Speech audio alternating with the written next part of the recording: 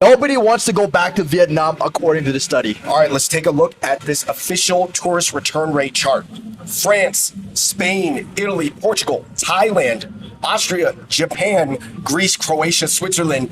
The lowest in the entire world is Vietnam at 5%. That's crazy because France colonized Vietnam. France's return rate is 89%. Vietnam's is 5%. So first of all, we gotta talk about the geographics, right? In the beginning, France is like in the middle. It's like in the EU. There's a bunch of countries between it, around it. It kind of makes sense. There's going to be a lot of immigrations in and out. I think that this is probably an old list that I believe is true because I would imagine Vietnam's return rate is much higher, ramping up this year, probably let's just say 10%, 15%. Like it's going to be jumping up exponentially. However, I do think that your average budget backpacker is probably checking it off their list and then moving on. But because you know how it is, like right now, Vietnam is a great place to do business. I think it's actually way more fun than people give it credit for. I just we went to Bodega, super fun.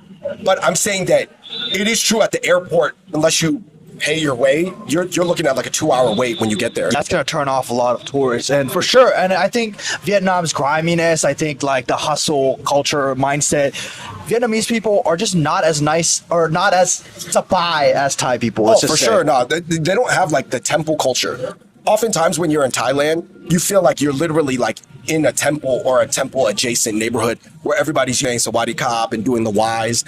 Some people were saying in Vietnam that they felt like too many people were trying to scam them. But I'll tell you this, that mindset might be the reason why its growth rate is like 6-7%, whereas Thailand's growth rate is 1.4%. It's a give and take, right? Honestly, to me, the easiest way I can explain it is Vietnam feels like New York City to me or Los Angeles, where a lot of people don't understand. There's some immigrants that moved to New York City and LA, and it was the greatest thing they ever seen in their life. It changed so many generations of their family's bloodline. But there is immigrants that went to New York City, and to be honest, it sounds terrible. I lived there for a while. I know the news. They just got killed or robbed. Right. But do you see what I'm saying? That's a hyper variable outcome experience in these large game maps that are very chaotic, that have a lot of opportunity, but potentially a lot of downside as well.